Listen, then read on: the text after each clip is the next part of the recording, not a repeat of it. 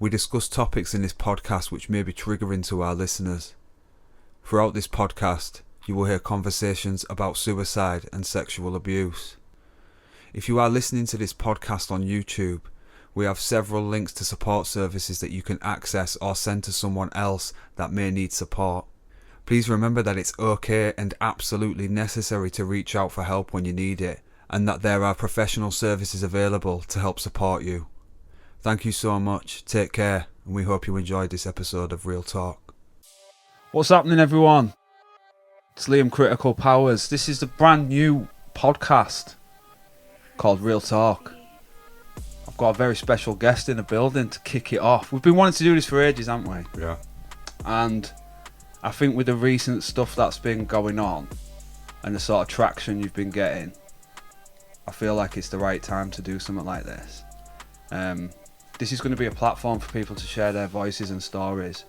Hopefully you'll be part of that as well, you know, interviewing people and stuff like that. I think it's a good opportunity to share people's voices and that. But today, I want to get to know you a bit more, because I've known you for over a decade, right? And the whole time I've known you, you've spent your time telling everybody else's stories. And I feel like people have got glimpses of your story, but not like a bit of an in-depth thing. So that's what it's for. Well, I appreciate the opportunity to sort of talk about it a bit more, you know, like any opportunity to share what I'm doing and try and make a difference is really good for me, so 100%, man. Thank you, man. This episode is sponsored by InspiredYouthArts, by the way, so a big shout out to Inspired Youth. We're going to hear a bit more about what IY does in a bit. But I think we should go back to the very beginning. So, introduce yourself, like, and what is your role? Well, my name's Kev. I'm a director and founder of InspiredYouthArts, which was set up in 2007. I was brought up in York, in Clifton, and you know, as some people might know, we had quite a lot of trauma as a family, faced quite a lot of difficult times as a family.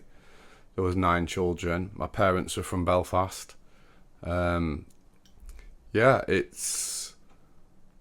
It's Inspired Youth has been sort of a project of passion. Like, it's my organisation and it's what I do. And like you say, I tell other people's stories, but it's a cathartic thing. It really gives me like a sense of purpose, that I can work alongside other people and make them feel like their story is heard and they do feel seen and heard and included.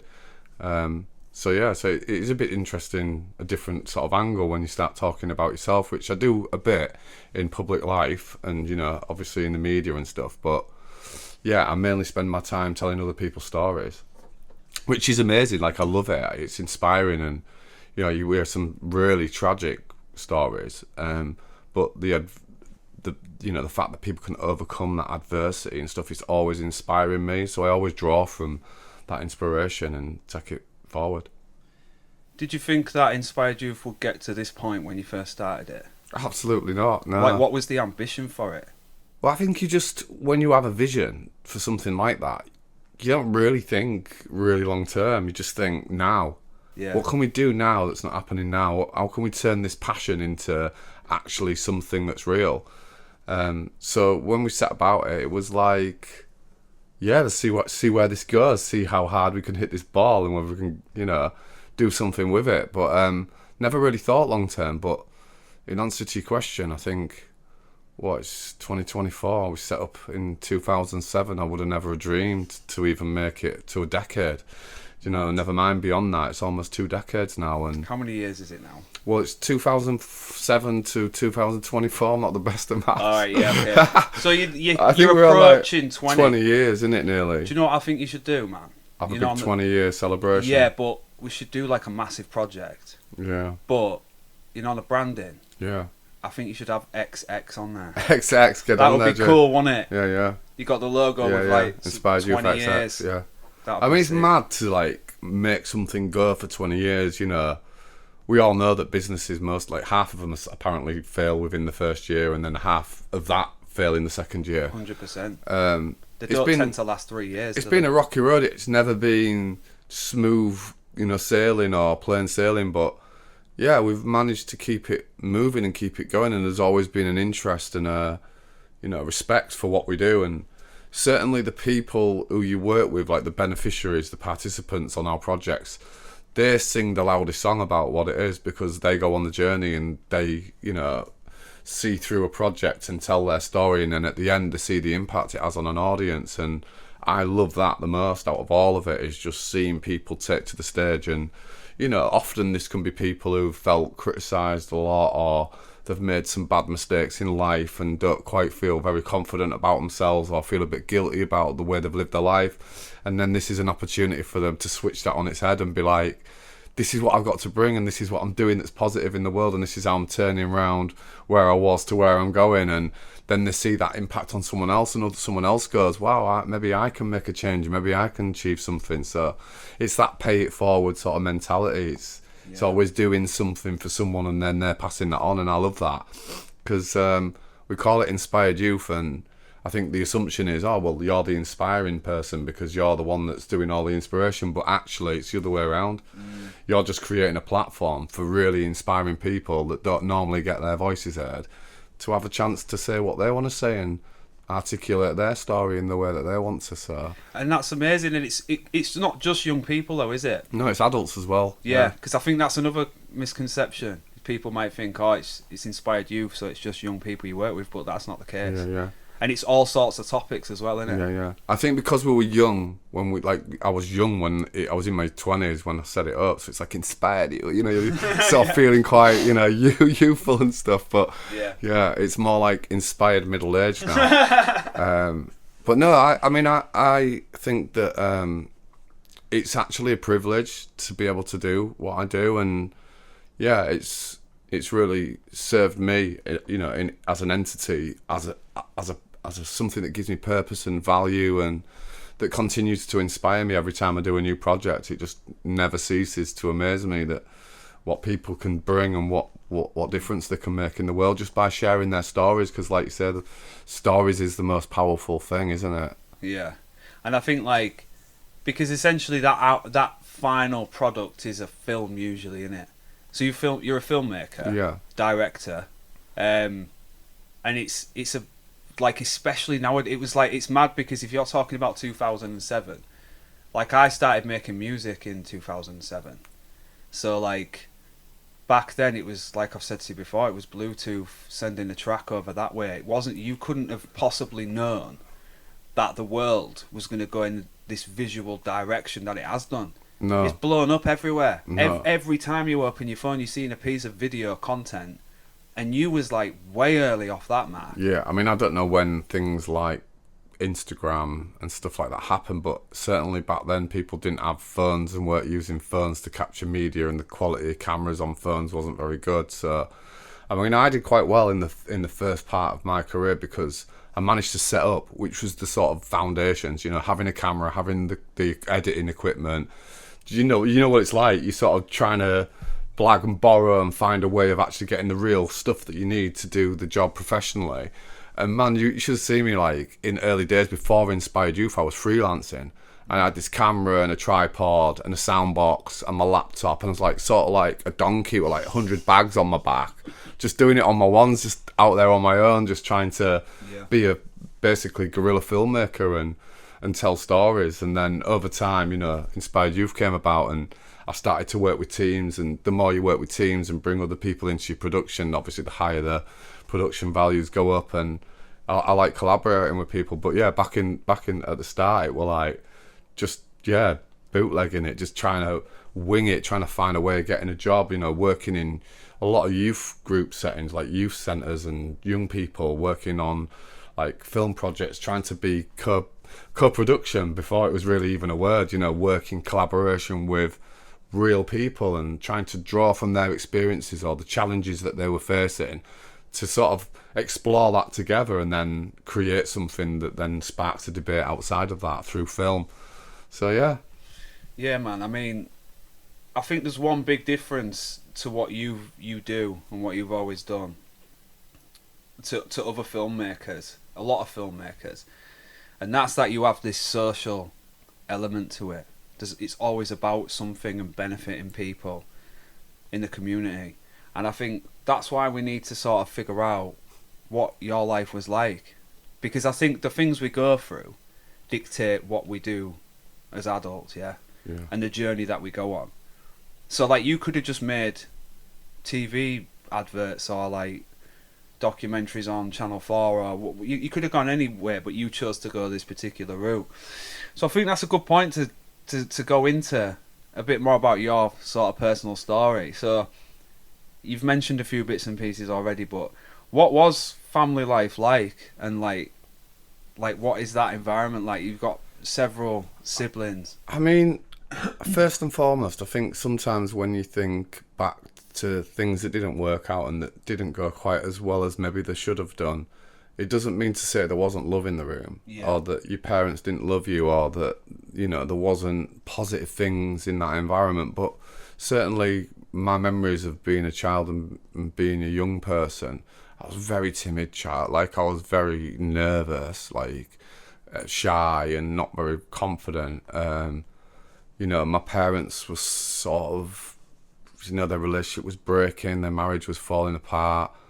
It was chaos anyway. I kind of liked the chaos. Always a child somewhere, or there's a missing sock, or where's the shoes, you know. It's like this chaos, which I kind of liked, you know. I liked that feeling of busyness and having lots of siblings around me. People being around. Yeah.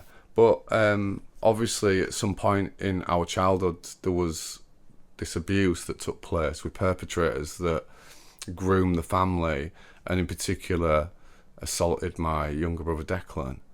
And basically when that was disclosed, our life changed in the sense that we had social workers involved, we had professionals there asking questions, we had the police, you know, we were all interviewed about what had happened to us, and suddenly it was this really big thing. It was scary. How old are you at that point? I think I'm like 12 or...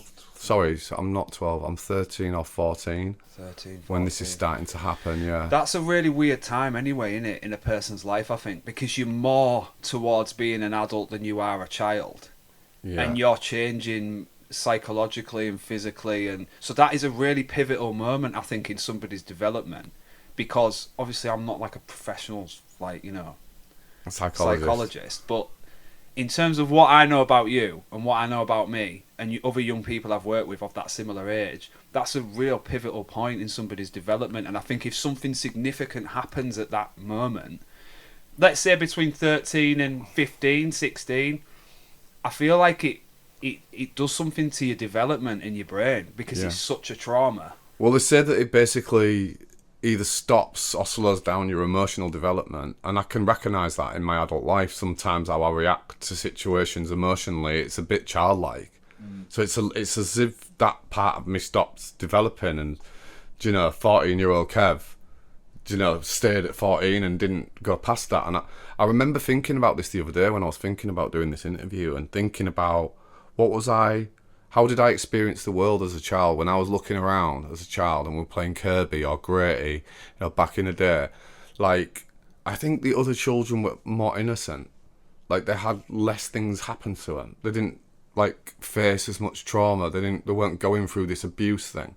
They weren't having all of the thoughts associated with it, the shame, the, you know, the guilt. I mean, yeah, I felt like I seen the world through adult eyes at such a young age, that everyone else was free from that darkness. Like, that I almost saw this world as a more scary, dark place, whereas in a way children are more like innocent and free and trust everybody, which, you know, it's yin and yang, but I don't think children are supposed to be thinking like adults at that point. So I feel like you're not having a childhood, you're coping.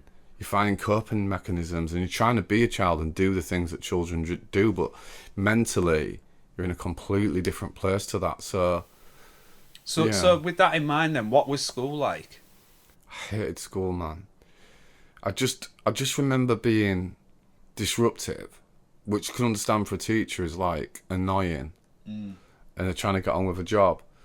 But for me, I always felt like I was trying to fly a flag or wave my hand or say, you know, something more than this. It's like so I'd get punished for the behaviour, and I'd be put into corridors, and I'd spend quite a lot of school suspended or standing in a corridor. Or do you know, at some point I was starting to take medication. I was getting really serious migraines, and certainly when the court case thing came about, you're waiting on this court case, and you're having a lot of, I mean, I was having sleep paralysis at 14. Do you know what I mean? Like waking up, not being able to breathe, not being able to move, panic. Like it's really just panic in your body.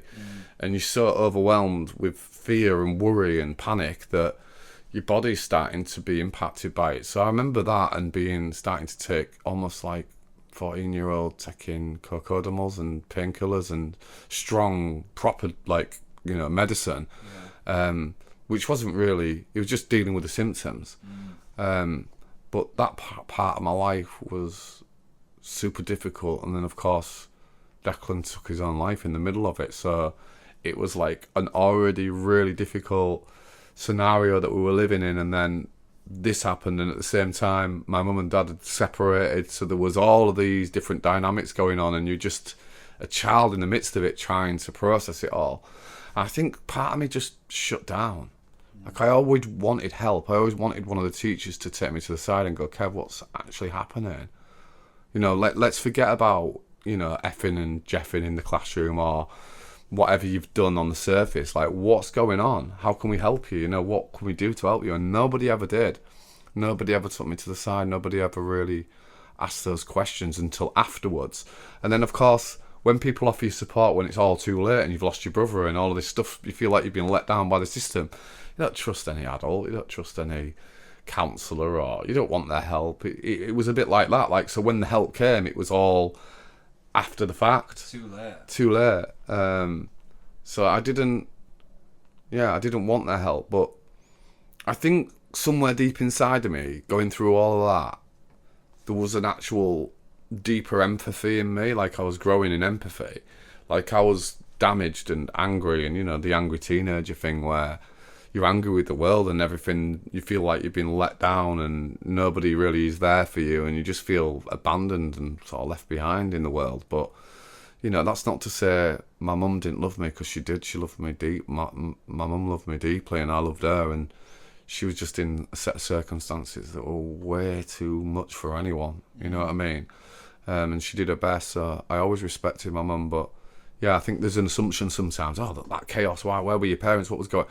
Well, they were trying their best, you know, they were separating, you know, it's difficult for both sides, and that's tough for the children as well, because you're getting the shelling, do you know what I mean? You're getting the, you know, the impact of it, you're hearing the arguments, and it was just a really, really rubbish childhood, do you know what I mean? Like, I have some good memories in it, you know what I mean? Like, I have some good memories of playing with my brothers, playing with Declan and Ronan, and, you know, there was moments of being a child, but it all got taken too soon, and I think we lost our innocence somewhere in that experience. Yeah, I think it's a really important point you've brought up, man, because, like, you know, it's a bit like, so some of the young people I've worked with in the past, you know, something will happen in the community, right, and it's plastered all over Facebook, yeah, and then the first thing people say is, where are the parents? What are the parents doing? Why are they? And I can absolutely guarantee you, because there's been circumstances where I know this to be true, some of them parents are absolutely devastated that that's what's going on. They're devastated. Do you know what I mean? They don't know how to solve the problem. So it's not always the case.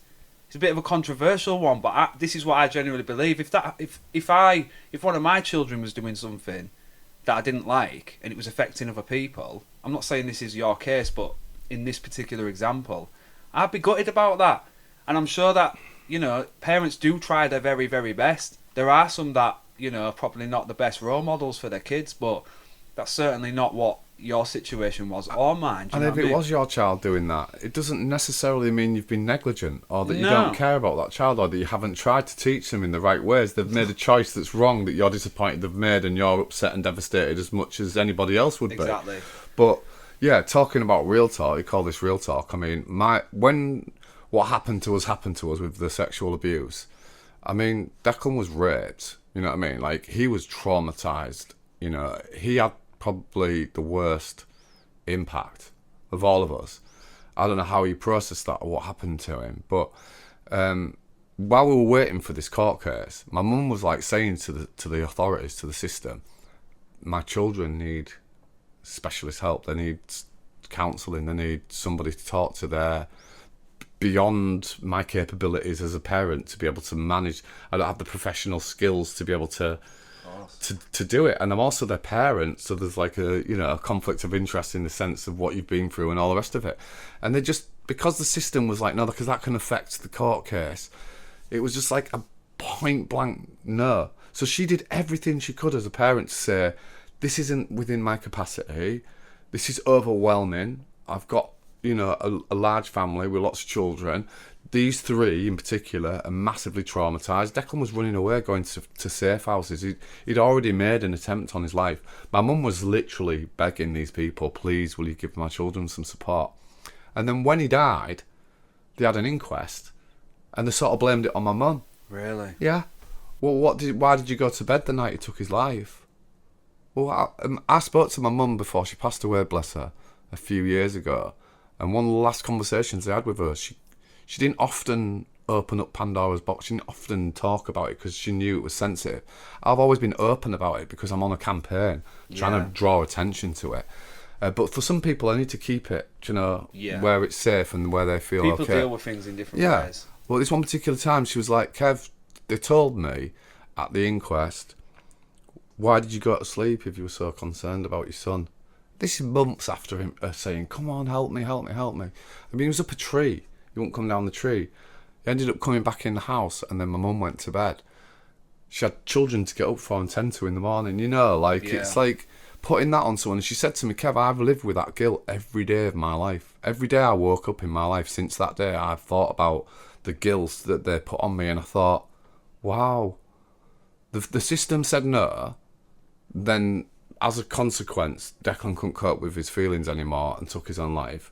We didn't get the justice that was supposed to protect, and then the blame gets shifted onto the parent. Because people don't want to take responsibility of that level, man. No. That's what it is. It's risk aversity. Of course it's it a is. system saying, how can we distance ourselves from being responsible for what happened to this child? And I've always felt like, if that happened in 2023, 2024, it'd be a massive outcry, it'd be outrageous, like some big government inquiry, some heads would be rolling, someone would be responsible.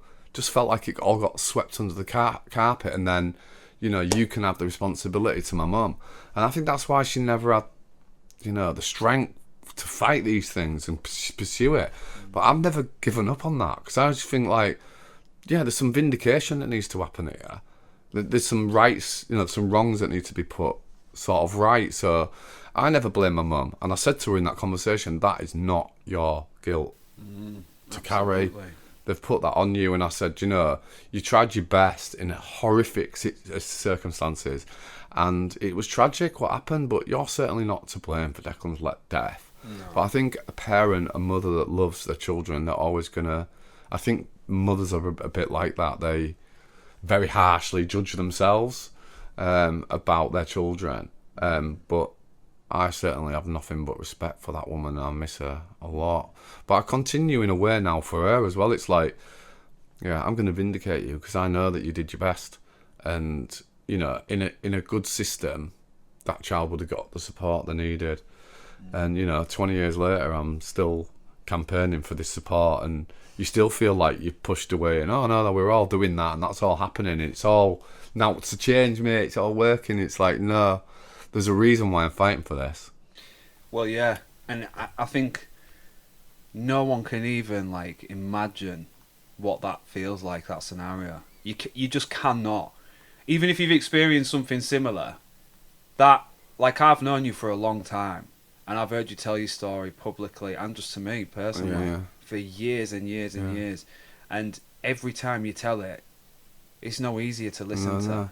And I shared a thing with you the other day, didn't I? Do you remember that article after your article had gone out?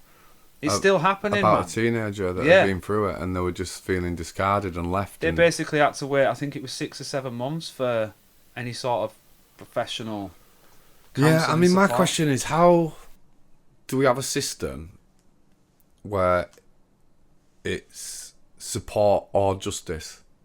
Do you know, like, if you get a certain type of support and you talk about certain things, that can affect justice. Yeah, but you say that, but you said you didn't even get the justice that was deserved anyway. No, because what happened was Declan couldn't stand in trial, so he's not able to be cross-examined. So his crimes against him get sat on a file. They just lie on a file. So the case is diminished in terms of the strength of it. And even that, I'm like, but surely a jury, knowing that the kid has taken his own life, can watch his video interview, because we were all video interviewed. The evidence we gave, what happened to us, is all on video. Right. So a jury can sit and watch that. Yeah. A barrister can't. With Declan as well. With Declan. But Declan wouldn't have been there on stand, so that was one of the things that we would have had to have done, which was stand in a dock and have a defence barrister pick holes in our story and try to make out that we were telling lies, type thing.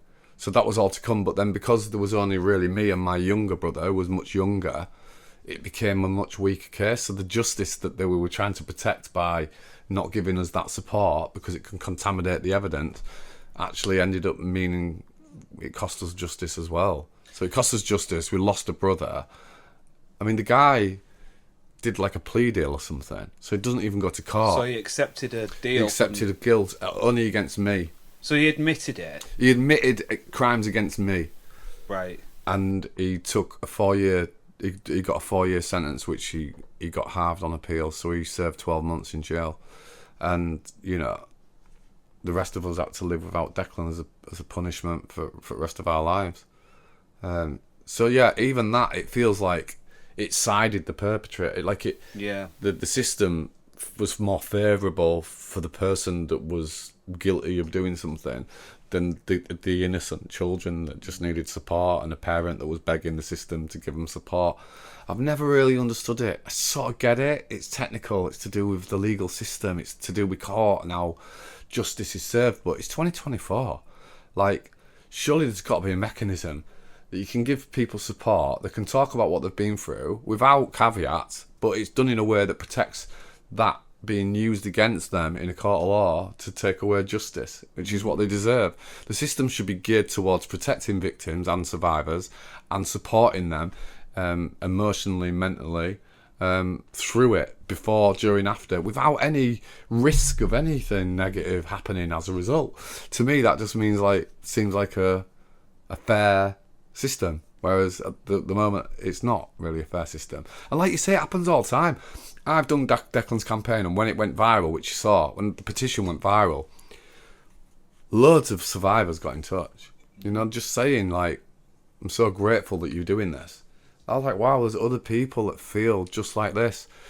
2 years ago, 4 years ago, 5 years ago, 6 years ago, 7 years ago. Not just 20 odd years ago when Declan died, which is how it's sort of diminished by the system. It's like, well, that's a very long time ago, and it doesn't happen like that anymore. And you're like, hang on a minute, the very related article to the last BBC one that I did, it's got another article that's quite recent, that's from 2024. Yeah. A young person. From the beginning of this year, yeah. That's been made to wait nearly a year, which is almost the same, it's almost a replica of Declan.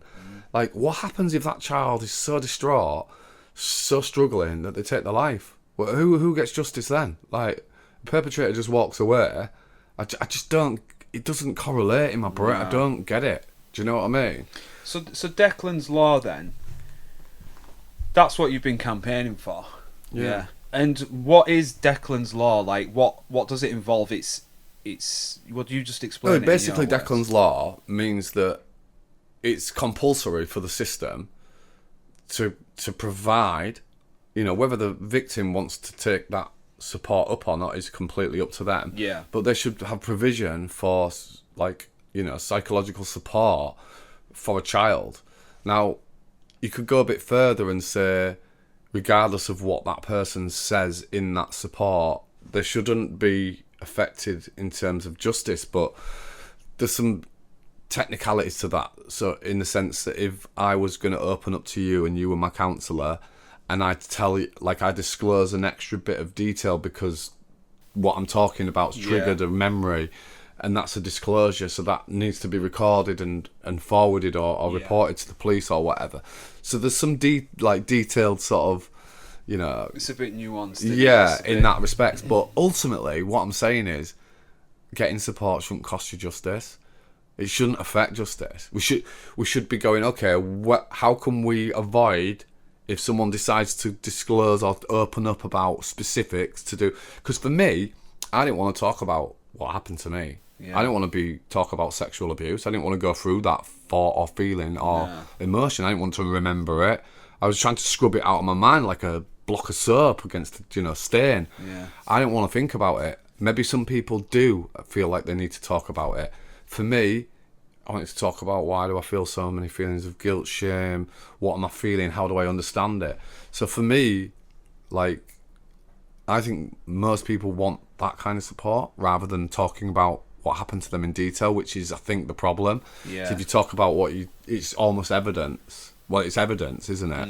You're talking about the evidence, so you should avoid talking about that. And I know from my friend Alex, who recently did an interview with the radio about her own experience, she was literally ready to sit down and talk, and the first session the counsellor said you can talk but you can't talk about anything to do with your... Right, so it's more indirect. How are you feeling at the moment? Like what you sort of, where's your mind at? It's more very matter of fact. Yeah, right but now, but then even then, if she wanted to, or any victim wanted to talk about any detail or anything really, because really they're just talking about what they've experienced. Yeah.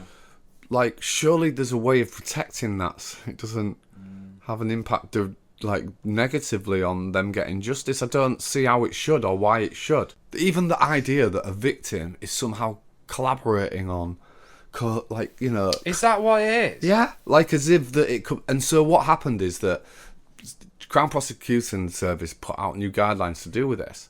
So, like Alex Chalk, the former Secretary of State for Justice, said in Parliament, like, every child should be given support. Like, any victim should be given support, when they need it. Like, but then in real terms, a practitioner's like feeling, what if I talk to them and they open up about this? I could be part of having a negative impact on them getting justice. So that then puts pressure on the professional, you see. Yeah. But lots of people are already being dissuaded. So it says under no circumstances should a victim be dissuaded, but they are being dissuaded. Is that on this victims code thing? Well, the victims code, as I understand it, it sort of sits with, it's like, it's not part of the bill, the Prisoners and Victims Bill, but the victims code is the rights of victims. So like human rights, if you like, we've got human rights. This is victims' rights. So as a victim, this is the standard you should expect as a victim, what you should receive. Right, and is this what you're proposing to be Declan's law? Effectively now, because they've got the victims code, but the government is a new government and they're new in office, there's going to be a consultation on it. Yeah, so at the time of this video, the Labour Party have just taken control. Yeah, basically. they're in government. New government. So you said to me something about, because it was right at the back end of that process of Labour coming into government, that bill was essentially forced through quite sort of quickly. Yeah, it could have been more thorough. And I think It's got some great things in the bill. My MP believes it's got some great parts to it, but it's not as thorough as it could be. And so what it is now is that opportunity to put an amendment in the bill is gone. It's gone through Parliament, new government. Victims Code, which is a fantastic thing. Victims Code, rights of victims. How can I get what I'm asking for Declan's law in that Victims Code? Because then it enshrines it in what a victim deserves, what a victim's right is to receive. If we could get in there, victims have a right, without prejudicing justice, to have support. I've achieved a 2-decade journey campaign. And to be fair, man, so I've literally written this down here. Like, you put this petition together on that government website, yeah. It basically popped off right at the end, didn't it? Yeah. You've done it a couple of times. Well, I've done it about 6 times. Well, you've done it 6 times, and it must just because you're always saying to me, like, we talk quite a lot, and it's like, I've got this thing out there. It's not. No one's really. It's not getting the traction. Do you know what I mean? Can't reach people. But all of a sudden, these pages started to share it, didn't they? Yeah. And it started going basically viral. Yeah. And then you got the amount of signatures for it to get brought up in Parliament, right? Yeah. So then off the back of that, what happened at that moment? Like, that's when you got in touch with that... Well, what happened was that you get an official response from the government. Yeah. So you need 100,000 votes to get it raised in Parliament. Oh, yeah, that's But I got over 10,000 votes, which was hard enough. Like, it took me 6 times, like you say. And I was really almost done with it because it's very demoralising when you worked that hard and you got up to 6,000, 7,000 and you just fall short. So you can imagine the elation. I literally cried, and other people were like actually feeling moved by it too. Like, I've watched Kev try to get this and it's happening for him. Like, madness. all the numbers were popping up like some movie, and I was like, wow, it's actually happened. It's going over. Yeah. And then the response that they gave me was like, you know, thanks for your inquiry, but, you know, we're already doing everything perfectly over here. No need for any sort of like changes. And you're like absolutely broken, like thinking, wow, all that energy and power and support, and you come to that and they just par you off with some nominal response from some department. Yeah, I mean, just like, nah, I'm not accepting that. So at that point, I was like, right, this is when I involved my MP, Rachel Maskell, and I wrote to Rachel and I said, it's not good enough. This response ain't good enough. And through this campaign, I've met lots of other victims. They told me it happened to them. It happened to them 2 years ago, 3 years ago, 4 years ago.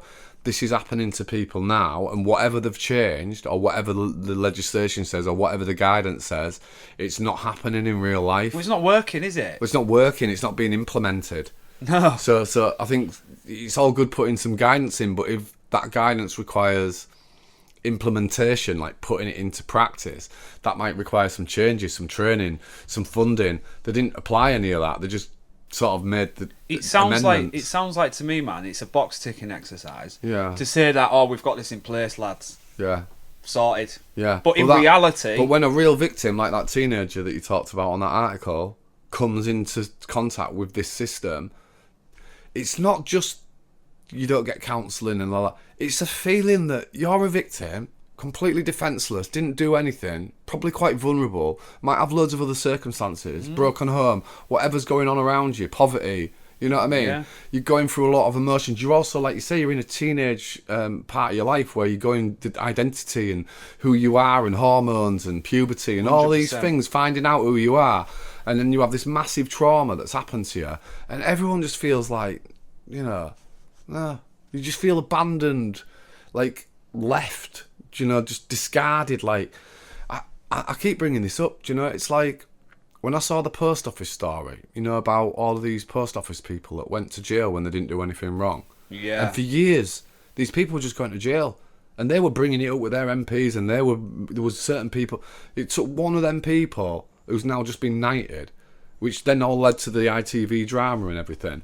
To make it so overwhelmingly that there was something wrong here, and you can't just send me a generic letter saying everything's actually okay, thank you very much. Yeah. And then this big inquiry happens, and massive change happens, and law changes, and people get their convictions quashed. That destroyed people's lives. It's the same with this. Them crimes destroy your life. They destroy the family. They destroy things, the people's lives. Well, that's a really interesting point as well. It's not just you've lost that person in your life, it's the knock-on effect of everybody else that affects. It's like a water drop in the ocean, isn't it? And it just sort of spreads out like that. It's like it affects everybody. Permeates through everything, you know, like people at Declan's school just go. Declan was really gentle, like he was really traumatised and he was really struggling, but you know, he was the kid that was the first one to go, I'll go to the shop for you, Mum. You know, he was such a lovely kid, and it's such, like, why did he deserve that? He didn't deserve the crime against him. He didn't deserve the feelings that it left him with. It was overwhelming for him. He didn't know how to process it. And then the system said, no, you can't have that support. You can't have someone to talk to. That it's all got caveats, and we need to all be worried about the court case and how it's going to...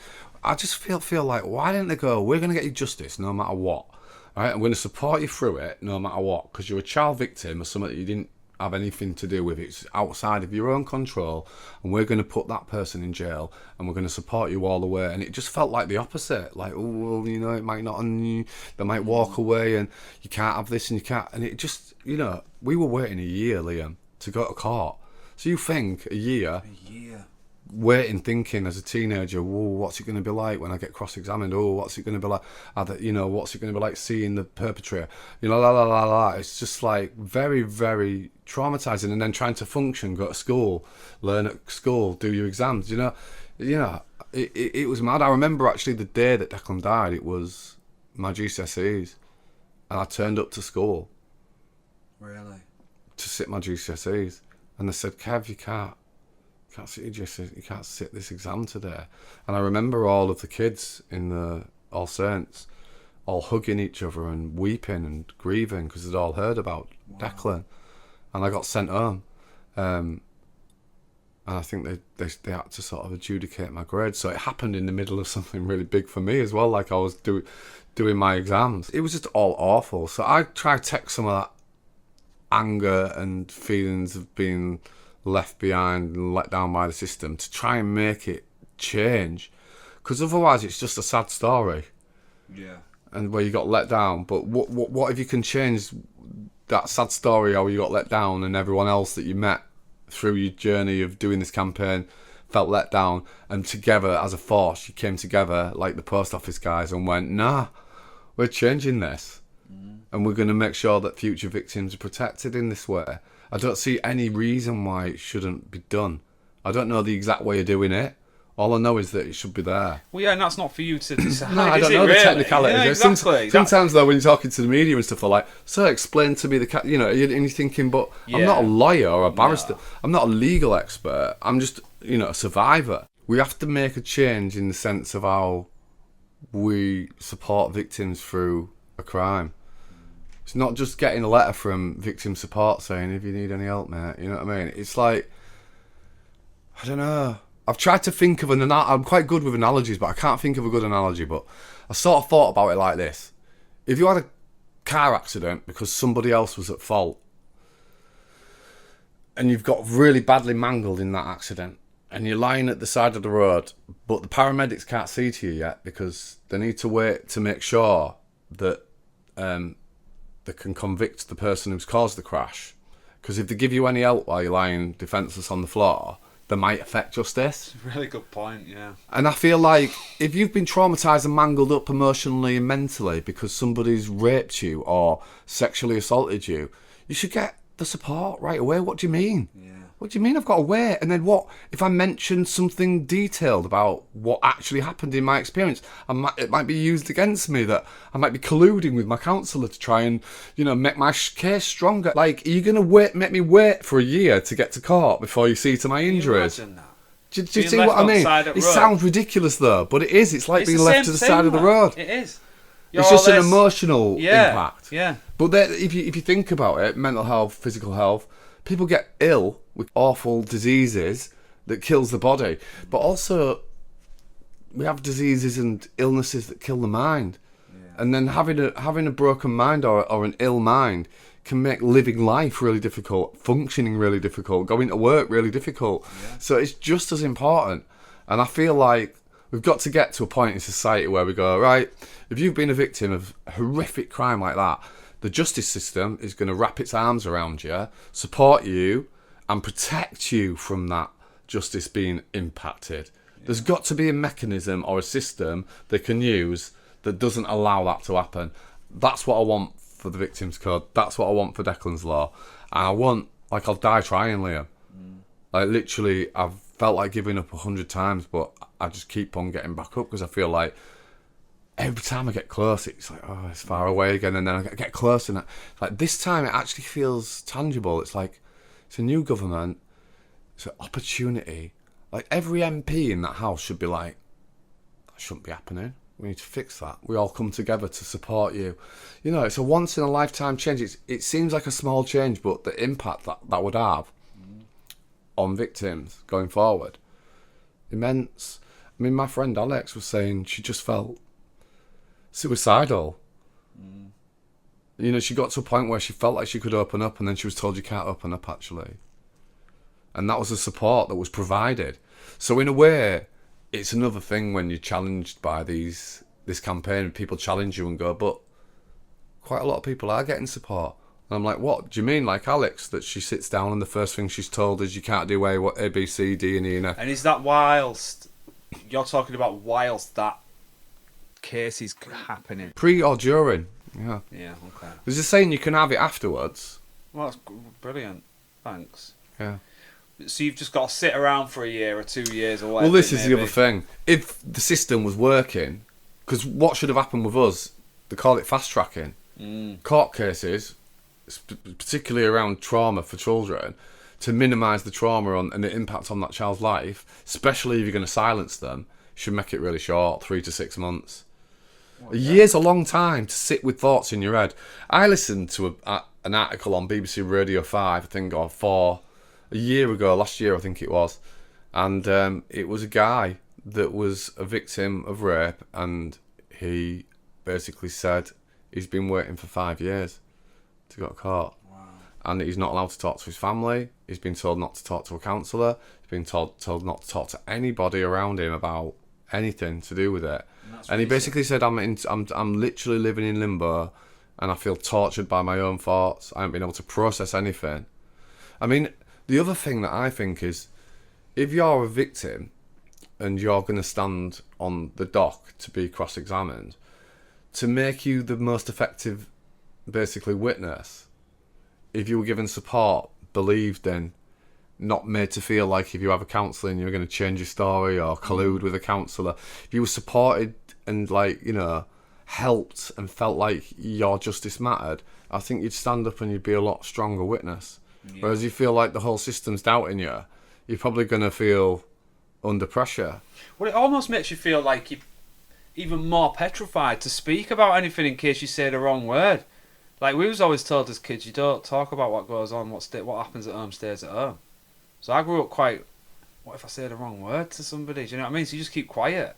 So it reinforces that, stay quiet, don't say anything, out of fear that you might slip up and say the wrong thing. But you've got to have that understanding, and especially with children, man. Their brains are still developing. Like, they don't have that full concept of everything that's going on around them anyway. No. I think my earliest memories are like, but I don't know when it is, but it is very young, but it's bits and pieces. It's not like I remember what I did last week. You know what I mean?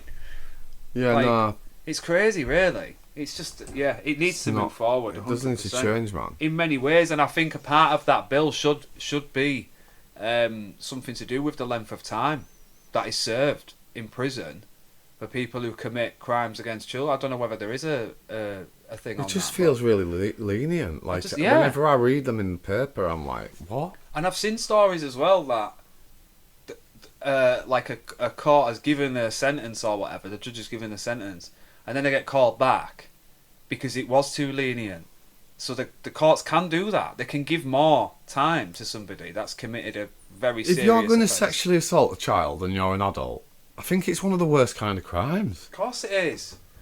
It's horrendous. You've ruined that person's life. This is the thing. It's not black and white. It's like, it's not the difference necessarily between murder. Like, murder's murder and everyone agrees you should go to prison for a long time. Yeah. But I think the majority of people in society, they're going to be like, 100% throw the book at them. Yeah, it should be harsher. It should be like deterrent, but it almost feels like it's too lenient. I mean, you've got paedophile hunters. Why is that a thing? Well, yeah, exactly. Because they're out there catching people because the system is letting them slip through the net. Some of these people they catch, I mean, I'm not saying it's a good thing or a bad thing. I think there's a debate about whether it's useful or not. But what it does definitely show is there's a lot of people out there trying to groom children. 100%. And have sexual encounters with children. Yeah. And with the intention of meeting a child. With the intention of and doing those crimes. Yeah. But there's a process to that, isn't there? Absolutely. But if the system's not really, if it's only doing 2% of rape crimes and getting them to court, literally my friend said to me, the first thing the police said to her, this is 4 years ago, not even a long time ago, 2020, are you sure you want to go forward with this because only 2% of these crimes go to court? So at the start of, you're a victim, something horrific has happened to you, and it's the police who are there to trying to hold the law, are saying, might not get anywhere this, because system's basically not working, and you might not go to court at all, so you sure you want to put yourself through it? It's like, what do you mean put myself through it? I'm a victim of something. I've already gone through it. Exactly. And then on top of that, you can't talk about this, and you can't do that, and you can't... And it just feels like... I don't even think it's the technical stuff. Like, the technical stuff needs dealing with by someone that's an expert in law and, you know, whatever. Like you say, I'm not the expert, but it's the sense of how valued a victim is made to feel through that process. And that should be paramount. You think about it, well-being, yeah? Top up list. Everything to do with you work with young people. Well-being's number one. Of course. You know Safeguarding and well-being. Safeguarding well-being, yeah? Well, what's safeguarding well-being when it comes to someone maybe being suicidal because they've been through like a sexual assault, or they're going through a court, or waiting for a court case to come to... The well-being should be like way up there. Yeah. And it's almost like, well, yeah, it's really important, but we need to get justice. So but then can't even get that bit right, though. I know. But then it's like, but then it's like either or. Then, and I'm thinking, but we need to get it so that justice and support can go hand in hand. Yeah. With absolutely no way of a defence barrister being able to use that to their advantage to disarm you from getting justice. Like, that has to be a way of doing that. Yeah. Do you know what's really crazy, man? I watched a documentary literally last week. It was about that woman who'd been through, her family, her kids had been through a similar experience, and she ended up going and killing the guy who'd done it. He was like an older guy. She stabbed him to death, and then she left, and she handed herself in. The police gave her like a sentence of, like, I can't remember the exact number now, it was like 4 years or something. And so she got sent to prison for it. And then the leniency board doubled her sentence. So they gave her twice as much time, considering what this guy had done to her kids. Can you even imagine that? And she's there talking about it, like she's out of prison now. I mean, you think about the ferocity of rage within a human being because of what some awful person has violated their children. Like, that's the measure of the crime. Yeah. She was just a normal law-abiding citizen. You think about the impact on that child, it's never going away. I mean, I'm not advocating what she did. I think murder's wrong, but she's got a valid motive in that sense. But obviously murder's wrong. But yeah, I'm just trying to say that because of that level of veracity that's there with it, that's the measure of the crime. That, you know, if you love someone, you don't want them to ever go through any harm, never mind something like that affects your whole childhood and adult life. I think you just see the world a bit differently, and you feel a bit different to everybody else. Like, you've been tarnished, or, do you know, marked, or you're just not... You know, like when you break something, it's just not repairable. It's just like, you can't go back to what you were before. It changes you forever, and then people don't quite understand why you're a little bit different. Yeah. But I've always been open about it because I feel like, you know, it's helping somebody else out there. I remember I was in Weston-super-Mare at a conference speaking to some social workers, and I was telling Declan's story. And I did the speech and everything, and it was really well received and everything. And then afterwards, the guy that was doing the slides on the computer, you know, for my presentation, he just like took me to the side behind the scenes, and he just said, he had tears in his eyes, and he just said, me and my brother went through something really similar. Wow. And he said, I just want to thank you for... He said, I've never really spoken to anyone about it. But he said, you know, me and my brother have been quite messed up by it. But I just wanted, you know, to thank you for speaking. And it's moments like that, I think, all the shame, all of the worry, and, you know, being like open about it and putting yourself in a vulnerable position, potentially to be judged or looked down, I don't know. But then to be reminded that you're doing it for someone, and it's making a difference to someone, and it's making someone feel less alone or less unheard, and that's why I do it, really. Let alone the actual projects. Oh, yeah. Just speaking about it does that. Yeah. Do you know what I mean? Yeah. So that's how powerful Yeah. the whole thing is, and Yeah. I think it's got to carry on. I think. So we've spoken a bit about what Inspired Youth does, and I think that makes total sense now. People will get why you are so driven and passionate about what you do. It's not just a lip service thing. It's like it's way deeper than It's that. voices for people that I've felt written off or left behind or discarded or left behind by the system in some way, you know? Yeah. And look at some of the projects, like some of the projects we've done together. They've won national awards, man. Yeah, no. Like loads of your projects have. Yeah. And kids going to Parliament that would never have set foot in there before in their life, and do you know, being at conferences and like the National Care Leaver conference and children, young people speaking next to ministers, and do you know what I mean? Like we created them opportunities and them possibilities just by creating this platform that's Inspired Youth, and just by people rising to that opportunity.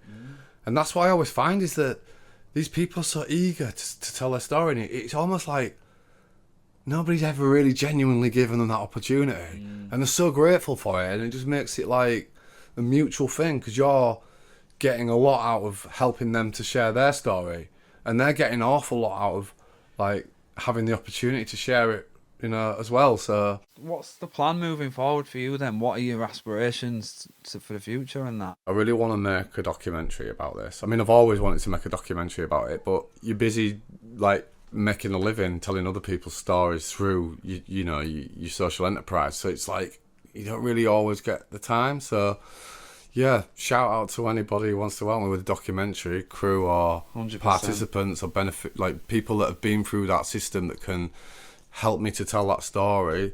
You know, get in touch. But I'm really, really passionate about that. I want to write the book and I want to make the documentary, because I feel like it could make a big noise out there if I can get it on a platform where it gets to be seen. That's the biggest trick. Where would you want it like to be? On the BBC iPlayer, you know, like just on a proper platform, not like on a like Channel 4 yeah, type just not thing. like me there, you know, clicking like organically trying to get 4 people to watch my film. It's like it's quite a deep thing, and I think it's hard to get that traction on social media unless you're sponsoring it and paying money for it, which I don't have. So it's like I need a platform for it to sit on, but then I need to make the film in the first place to then put it on there. So yeah, I feel like I want to talk about the system, the impact psychologically from an expert about the impact of trauma on the child, what's someone like Declan going through at that point, and then look at the system now, how it's actually working, and hear from other survivors that have been told they can't have counselling, even though the guidelines have apparently been updated. So yeah, I feel like it could help with the victims code sort of part of it, and put a bit more pressure on the government to do something about it. But honestly, blessed by my MP, she's really supported me through it. She's meeting Alex Davis-Jones, who's the Undersecretary. She's like sort of representing victims, so she's specific to that sort of area of life. So I think I'm hoping she'll hear that story, what Rachel brings to her, and, you know, pledge some support to at least involving people with lived experience in the consultation about the Victims Code to make sure it's robust. You know, this is a Victims Code, this is the rights, let's get the rights of victims correct. And yeah, I feel like I'm closer to Declan's Law than I've ever actually been. I'd say so, yeah. And every time I felt like, you know, you feel like you can reach out and touch it, and then it just gets so far away, you know, that's all. It's like that. It's like you get so close to 10,000 votes, and then it's just 7,000 or 8,000, and then it finishes. Or you get the 10,000, you're related, and then it's like, here's a really negative response. It's like, you know, that elation and then defeat, you know, and coming back from that every time is really tough. But I saw a documentary recently, and it was like, I don't even remember the name of it, but it was about this family whose sister had been raped in the army in America. And because of the secrecy and the shroudedness around the army military and the difference between the civil police and the military, it was a really difficult case, and she was like sort of missing for ages. But her sister, she kept on doing media stuff. She kept on speaking up. She kept on turning up. She kept on saying, this isn't just for my sister, it's for every woman in the military. It's for every future woman that's affected by violence and misogyny in the military. Like, she was trying to change it, and she would not stop. And eventually, the guy got convicted who murdered her. The law changed, and they invited her to the military base to unveil the changing of the law, which was about improving rights for women in the military that are, you know, subject to abuse or sexual violence or sexual abuse. And it's like, something in me happened, because on that, it's like the end of the film, and someone says to her, she does a speech, she says, what would your sister be thinking now, do you think, if she could see you now? And it was so emotional. Like, she was just like tenacious. Yeah. And she was like saying, I stood up for my sister, but for every woman like her. I could relate to her character, like, you know, doing the media, doing the story, telling this, and like completely facing like failure and not making any ground with it. And then eventually, just through perseverance, she changes the law, and everyone celebrates her. Whereas before, everyone wasn't listening, and it was a bit too much. And, you know, she's repeating a story over and over again, and I related to it so much, it actually made me burst into tears. And I thought, follow that example. Just keep being tenacious and never give up, and maybe you'll get your day like that, where you can make Declan proud, and every future child that's a victim of these horrific crimes gets the proper support they deserve. Definitely, man. And I think you've already proven that you can do that anyway. Do you know what I mean? Like, you are tenacious, you are driven so much. Like, a lot of people would have given up, man. Yeah. Because it's so much. You're so personally connected to it. It's not something you can switch off from. So it's constant, 24/7, all the time.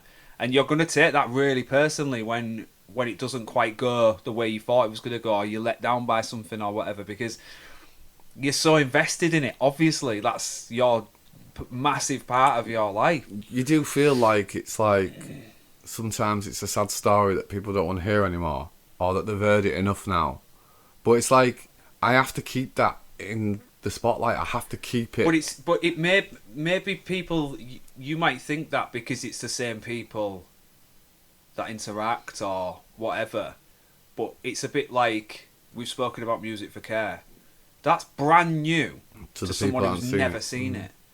And I think you've got to remember that bit, because it's like, I've got music from 15 years ago which people have never heard, but it would be brand new to them. For me, I'm like, I won't dare listen to that. But to you've never listened to it, you've never heard it, it's going to blow people away. I've already said, like, it still affects me when you every time you tell it.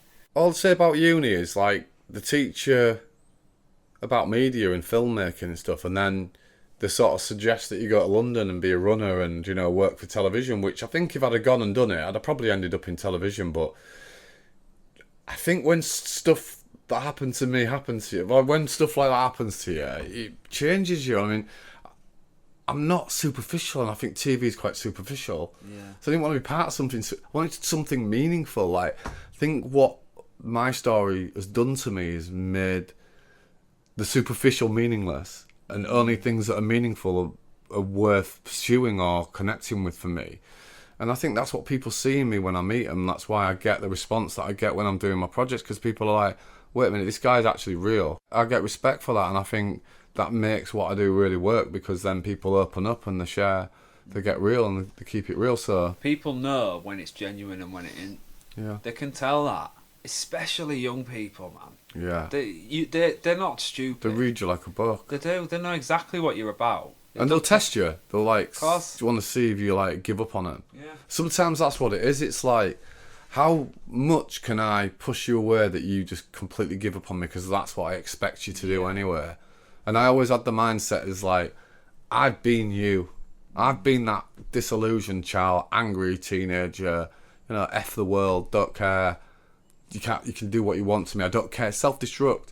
But I think if you just persevere and show them that actually, no, you know, it's your choice, but I'm not willing to just quit on you, because I feel like there's a purpose in not quitting on you, and that you want to experience that.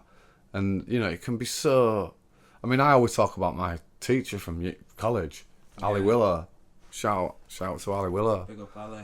It was always like supported me actually in my future life, in my adult life. But at the time, she was that one person that went the extra mile and went, you know what? What's going on, Kev? Do you know what I mean? Like, what can we, like, I can see the surface issues. What's underneath that? Yeah. How can we fix that or address that or help you with that so that you can do this? And it's just that being seen is just revolutionary for you. You know, you're just like, wow, that person really believes in me. And it gives you like a zest or a fire. And, you know, that propelled me on. Like, I went to uni, man. I couldn't even believe I was like from Clifton. Do you know what I mean? Yeah. I got a first degree at university. We live in a superficial world. It's all about the visual, filtered version of yourself. And that's why, you know, I'm up for doing things like this, because it's just a bit more real. You know what I mean? Like, it's just keeping it real. Like, how many people do that, really? And everyone's probably got a story, and they've got secrets they never talk about. And it probably impacts them, but some more than others. But yeah, no, it's been good chatting about it and that. And yeah, man, hopefully people can check out Declan's Law. It's inspiredyouth.org/Declan's Law. And I'll just Google it, Declan's Law. There's loads of stuff on there. And yeah, write to the Ministry of Justice if you can. You know, support my campaign, write to your MP. Like, any of that stuff really helps me. You know, because together we can do more. Like, I'm only one person, but like the petition, you know, it took a bunch of people to help me to do that. It took a team, an army of people. And I think there is an army of survivors out there that care about this stuff. It's just reaching them, you know what I mean? And this topic is, like I said before, it's a worldwide thing that people hate, no matter where you are on the planet. Yeah. So that's the reach of it. Yeah. You know? And at the end of the day, these, like, I mean, there's adult victims as well, and they're just as important, but children, I mean, come on, man. These are children. Like, let's create a system that protects children, that puts their well-being at number one, and that doesn't put their well-being at number one at the cost of justice. Yeah. Just change that bit. I don't know how it changes or what the technical terming or wording is, but let's get that in the victims' code. Me and my MP. Let's change the world together. That is the whole goal, innit? To get that put in there. If we could have more on the sentencing, that would be great as well. Just for a bit more of a bit more justice would be great. InspiredYouth.org. Yeah.